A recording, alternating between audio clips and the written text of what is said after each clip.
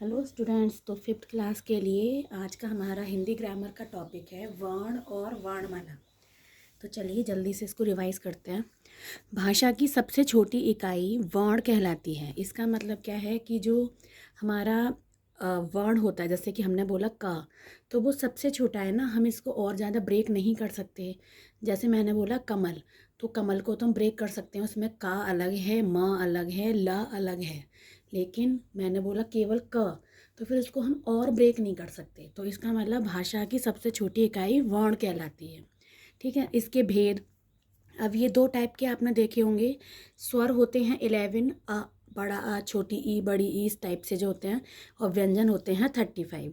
अब छोटी क्लासेस में कई बुक्स में 33 भी होंगे, क्योंकि 33 होते हैं, लेकिन दो एक्स्ट्रा ऐड किए गए हैं। फिफ्थ या सिक्स क्लास में वो ऐड किए जाते हैं।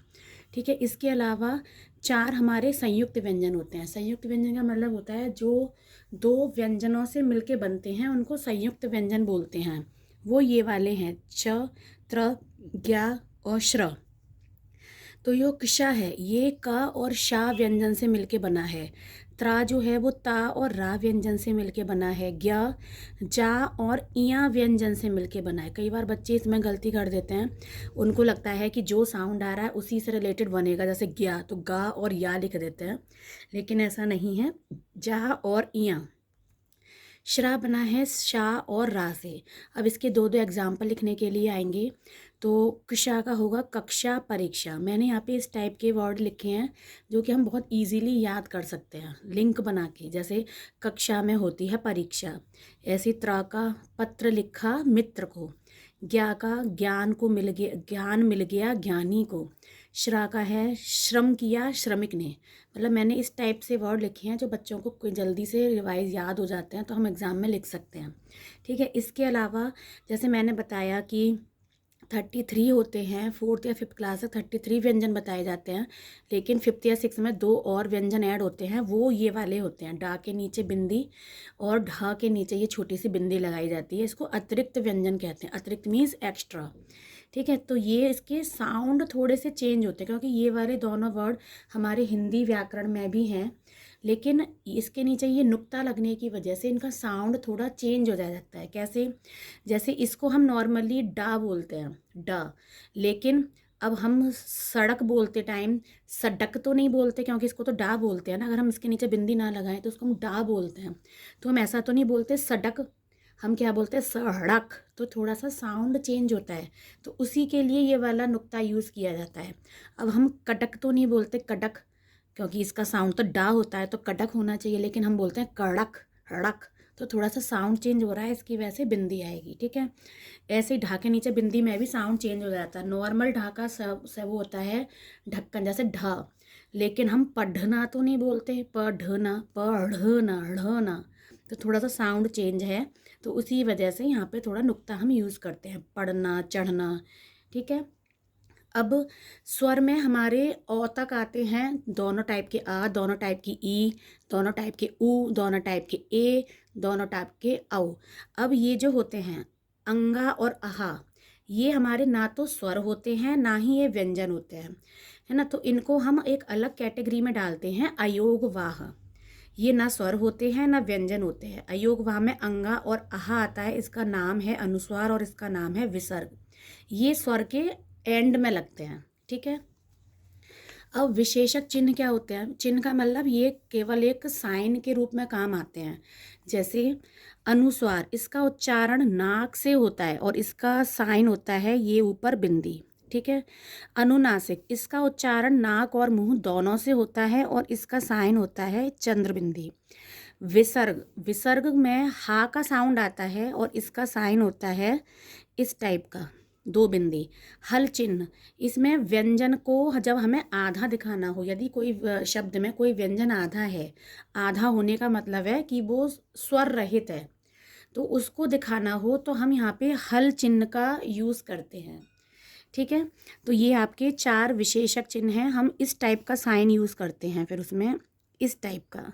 जैसे मुझे मान लीजिए टा को आधा दिखाना है तो मैं ऐसे करके लगा दूंगी इसके नीचे, तो जिससे हमें ये मालूम पड़ जाएगा कि ये टा हमारा आधा है।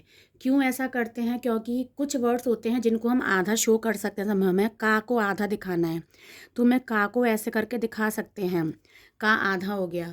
लेकिन हर वर्ड के साथ ऐसा नहीं होता, हर वर्ड को हम आधा नहीं कर सकते, क्योंकि अगर हमें टा को आधा करना है तो कैसे करेंगे? ऐसे टाइप का बनेगा तो बहुत अजीब सा लगेगा। तो जो वर्ड अजीब लगते हैं थोड़े, तो उनके लिए हम ऐसा हल चिन्ह का यूज़ करते हैं, उनको स्वर रहित यानी कि आधा दिखाने के लिए। ठीक है। इसके अलावा है आगत ध्वनियाँ। आगत ध्वनियाँ का मतलब होता है जो विदेशों से हिंदी भाषा के अंदर आई हैं। तो इनमें एक तो आगत स्वर हैं, कुछ तो स्वर आए हैं और कुछ व्यंजन आए हैं अंग्रेजी भाषा या फारसी अरबी भाषाओं से जो हिंदी में आए हैं। तो बाहर से आने वाला स्वर है औ। इसमें जैसे कि ये इंग्लिश वर्ड होते हैं, doll, doctor, mall, tall, call, ये सारे इंग्लिश वर्ड हैं जो हिंदी में भी लिखे जाते हैं। लेकिन इनके ऊपर ये वाला होता है बिना बिंदी का, ओनली चांद टाइप का स्ट्रक्चर। ठीक है। ऐसे ही आगत व्यंजन होते हैं हमारे, जा के नीचे बिंदी और फा के नीचे बिंदी। इसमें भी जैसे हमने डा और ढा के नीचे बिंदी की है जिसमें साउंड चेंज होती थी, ऐसे ही यहाँ पे भी इनका साउंड चेंज होता है। जैसे अब इसको जा नहीं बोलेंगे, इसको जा बोलेंगे, इसको फ नहीं बोलेंगे, फा बोलेंगे। ठीक है। तो इनके वर्ड आप यही वाले याद करना, क्योंकि अगर आप अपने से कुछ भी वर्ड करोगे तो आपको आइडिया नहीं लगेगा कि हमें इसमें फा के नीचे बिंदी लगानी है या नहीं। इसका एक कॉमन कन्फ्यूज़न होता है फल। हम लोग गलत बोलते हैं, हम लोग फल बोलते हैं, लेकिन होता वो फल है, यानी कि उसके नीचे नुक्ता या बिंदी नहीं आती है, लेकिन हम गलत बोलते हैं। तो अगर तुमने ये याद नहीं किया आप लोगों ने, तो क्या होगा, तुम्हें जब अपने दिमाग से कुछ वर्ड लिखने होंगे ना, तो तुम कुछ भी उल्टा सीधा लिख सकते हो। तुम्हें पता ही नहीं है इसके नीचे नुक्ता लगता है, बिंदी लगती है या नहीं। तो आप लोग यही वाले वर्ड्स याद कीजिए, इनमें ये सारे नुक्ता वाले वर्ड हैं। जैसे जा के एग्जाम्पल हैं सब्ज़ी, ज़िंदगी, ज़रूरी, ज़मीन।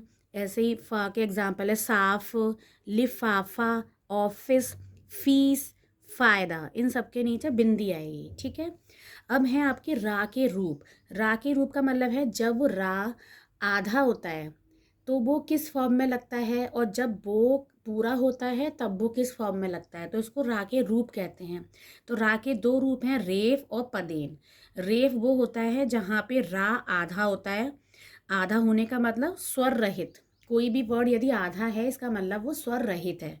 तो जब रा आधा होता है तो वो अपने से आगे आने वाले वर्ड के ऊपर इस फॉर्म में फिट हो जाता है। ठीक है। और जब रा पूरा होता है यानी कि स्वर सहित होता है और कोई और व्यंजन आधा होता है, तो वो उसके पैरों में यानी कि नीचे की साइड लग जाता है। ठीक है। जैसे इसके एग्जाम्पल हम देखते हैं। जैसे मैंने लिखा कर्म, अब देखिए कर्म, तो यहाँ पे रा आधा है क्योंकि हम यहाँ पे कर्म नहीं बोल रहे, हम क्या बोल रहे हैं, कर्म। रा का साउंड बहुत कम टाइम के लिए आ रहा है, तो हम कर्म बोलने में रा आधा है। तो अब ये रा अपने से आगे आने वाले वर्ड के ऊपर लगेगा, तो इसलिए वजह से यहाँ से हट जाएगा और अपने से आगे आने वाला वर्ड जो माँ है उसके ऊपर लगेगा। ऐसे ही धर्म, धर्म, धर्म। अब हम धर्म नहीं बोल रहे हैं, धर्म। धर्म होता तो वहाँ पे रा पूरा होता, हम बोल रहे हैं धर्म। तो इसका मतलब रा आधा है तो ये अपने से आगे वाले व्यंजन पे झुक जाएगा। ठीक है। अब ये है पदेन के एग्जाम्पल। हमने बोला क्रम, क्रम, तो यहाँ पे रा तो पूरा है, रा का साउंड पूरा आ रहा है, लेकिन ये जो वर्ड है ना का, जिसके नीचे ये रा का साउंड लगा हुआ है, ये आधा है। इसका मतलब शब्द में का आधा है, रा पूरा है और मा तो पूरा है ही।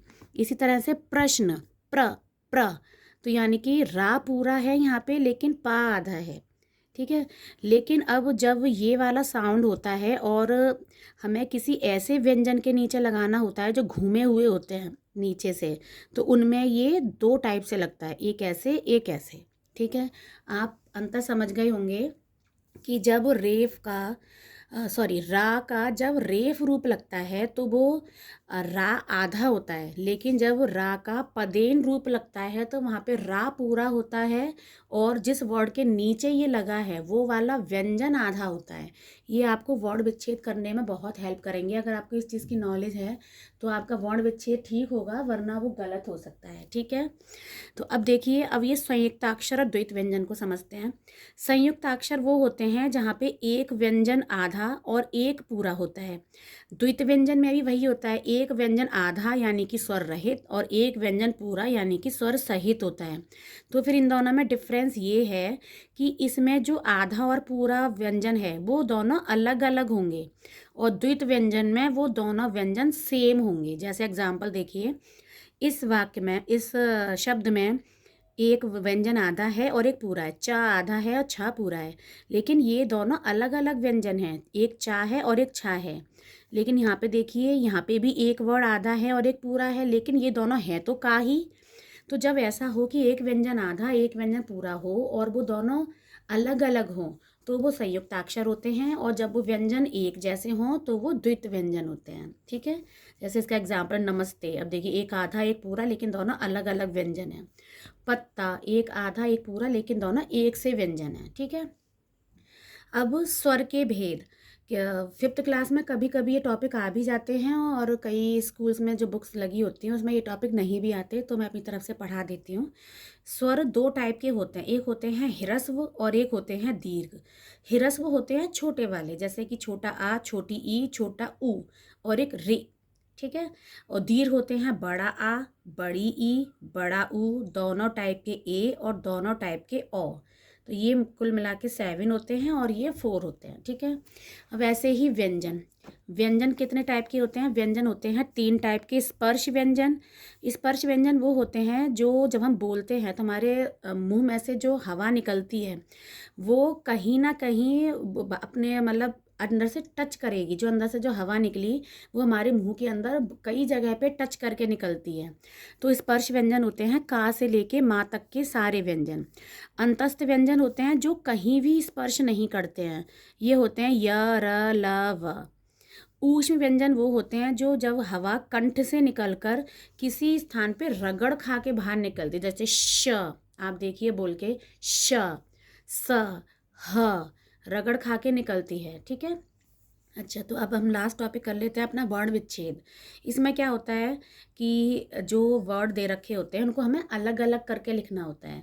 तो देखिए, ये है छात्र। अब छा, इसमें छा को अलग करिए, और क्योंकि हम अब उसको इसमें से व्यंजन अलग कर रहे हैं, स्वर अलग कर रहे हैं, तो जो व्यंजन आधा है उसके नीचे हम ये हलंत लगाते हैं, छ। फिर इसके आगे आ का डंडा है तो बड़ा आ। अब देखिए, ये त्रा है, ये दो हमने पढ़े थे संयुक्त व्यंजन, तो ये दो वर्ड से मिलके बना है, ता और रा। और जिस व्यंजन के साथ में कोई मात्रा नहीं होती है तो वो अपने आगे आ लगाता है, क्योंकि हर किसी व्यंजन में स्वर छिपा होता है।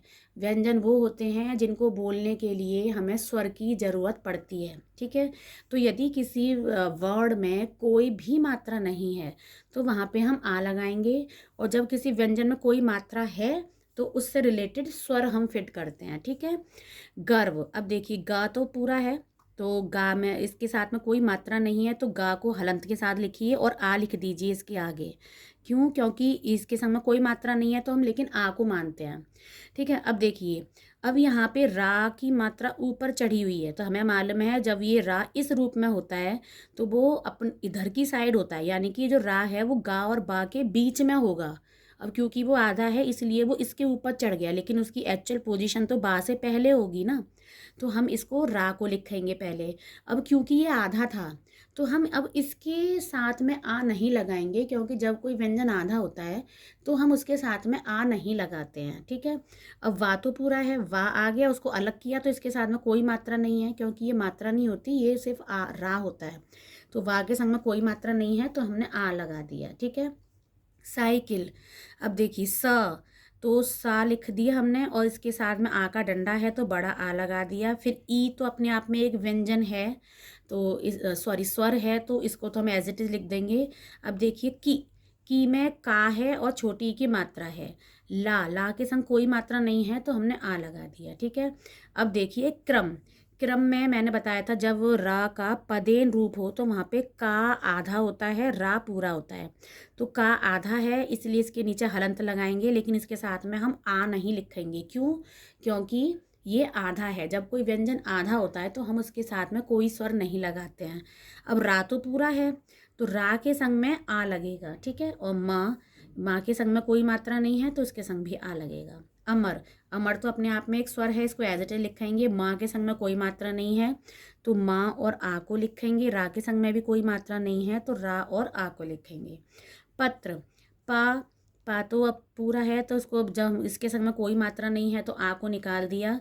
अब देखिए त्र, त्र किन दो व्यंजनों से मिलके बना है, ता और रा से। अब इसके साथ में कोई मात्रा नहीं है तो हमने आ को फिट किया, ठीक है। कक्षा, क के संग में कोई मात्रा नहीं है तो अ लगा दिया। कशा, ये भी जो वर्ड व्यंजन वर्ड है, ये भी दो से मिलकर बनता है, का और शा। अब इसके साथ में कौन सी मात्रा है, बड़ा आ का डंडा लगा है, इसका मतलब आ है, बड़ा वाला आ, तो इसके साथ में हम इसको फिट करेंगे, ठीक है। आई होप आपको समझ में आया होगा। तो चलिए मिलते हैं नेक्स्ट वीडियो में। Thank you.